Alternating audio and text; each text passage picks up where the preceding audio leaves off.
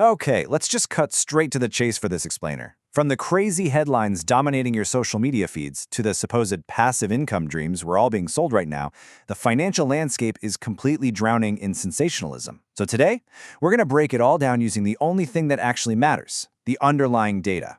Here's our roadmap for today. We're going to cover the AI investment bubble, figure out if you can actually trust AI with your money, expose the Finfluencer pump and dump schemes, look at government wealth and taxes, debunk the real estate myth, and then finish up with a solid financial reality check. We're taking a journey from massive, macro-level tech bubbles right down to your personal wallet. By the time we finish, you'll have a clear framework for ignoring the hype. Let's get right into it. Starting with Section 1, the AI investment bubble, and unpacking these massive multi-trillion-dollar valuations. This really highlights the absolute frenzy we're seeing in the market right now, with companies just scrambling to go public and ride the wave. Just to give you an idea of the sheer scale of the hype, SpaceX recently hit a $75 billion valuation, and they did this with an absurd price-to-sales ratio of over 90 times. We're talking about a company known for building literal rocket ships, but right now, a massive chunk of their valuation is tied entirely to the potential of their Grok AI. To put that in perspective, established tech giants like Google or Meta traded a multiple closer to 10. This level of exuberance means these companies are priced for absolute perfection. There is literally zero margin for error if AI doesn't immediately live up to those trillion-dollar expectations. But here is where the reality check hits. While the U.S. tech sector is burning through an incredible $764 billion a year building massive data centers from scratch, developers in China are taking a totally different approach. They're using a process called distillation, basically compressing the results of existing models into smaller, much cheaper versions. The difference is wild. An average AI task costs about 18.5 cents on an American model, but only 4 cents on a Chinese open model. They're undercutting the market, offering nearly the exact same quality for a fraction of the cost. So, what's the real takeaway here? Well, this AI bubble probably isn't going to pop with some dramatic, loud crash. It's going to be subtle. Generative AI is insanely expensive to run. Every single prompt burns electricity and computing power. The bubble bursts the moment a major tech CEO casually admits on an earnings call that they're finally moderating their data center spending. The entire market narrative could just flip overnight. Moving on to Section 2, trusting AI with your money, exploring the new frontier of automated advisors. Big tech is absolutely desperate to find consumer applications that justify all their spending, and your personal finances are their latest target. Honestly, it's no surprise people are tempted to turn to AI. Traditional financial planners can cost thousands of dollars and lock people out with high account minimums. So, for $200 a month on a pro subscription tier, you can link your bank accounts and get instant 24/7 portfolio analysis. If you're a smaller investor, this looks like an absolute game changer. But hold on a second. You really have to remember what you're dealing with here. You are handing your life savings over to a system that can literally hallucinate financial plans. When tested on complex finance tasks, these AI models fail up to 17.5% of the time. Plus, an AI doesn't know you're planning to have a kid next year or that you have a lingering health issue unless you specifically spell it out. Your advice is only ever as good as your prompt. Asking for the top 5 stocks for today versus the top 5 stocks to hold for 10 years will get you totally different advice, but both will be delivered with absolute, unwavering confidence. All right, Section 3, the Finfluencer pump and dump. This is where social media sells you a complete mirage. Because while big tech pumps their own stock with AI hype, scammers are using AI to pump yours. You've definitely seen these wild claims flooding your feeds, promises of free money or guaranteed turnaround plays. We are seeing a genuinely terrifying trend of creators getting paid thousands of dollars to promote highly speculative penny stocks or random betting markets like Polymarket with zero disclosure. And sometimes, it's not even a real person. They're using AI-generated deepfakes and cloned voices of politicians or influencers to pitch these sketchy investments.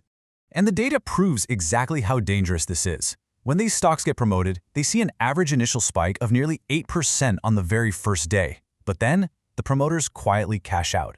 And within just 30 days, the stock entirely crashes, dropping below its original starting value. It is a textbook pump and dump, and everyday retail investors are always the ones left holding the bag. Let's pivot to Section 4, Government, Wealth, and Taxes. We need to separate the policy math from the political panic. Because social media algorithms love to stoke outrage. But as investors, we have to look past the rhetoric and actually check the spreadsheets. Governments are absolutely playing their own hype games.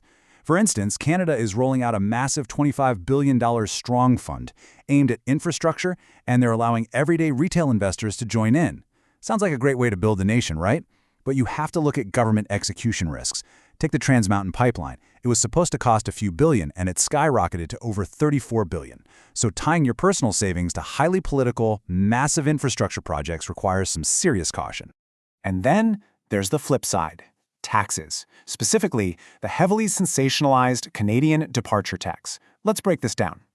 In reality, it's just a standard G7 procedure to settle up your capital gains before you change your residency.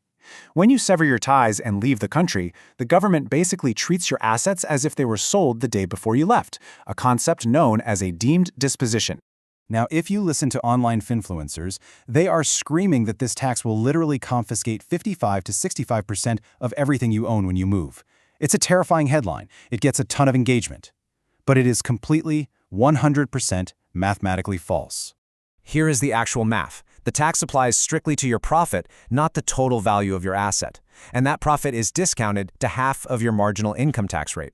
So even in the highest taxed provinces, you're paying a maximum of around 26.6% on the profit. Oh, and registered accounts like RRSPs? Totally exempt. Say you buy a stock for $10 and it grows to $100. The tax only hits that $90 profit, and only half of that is even taxable.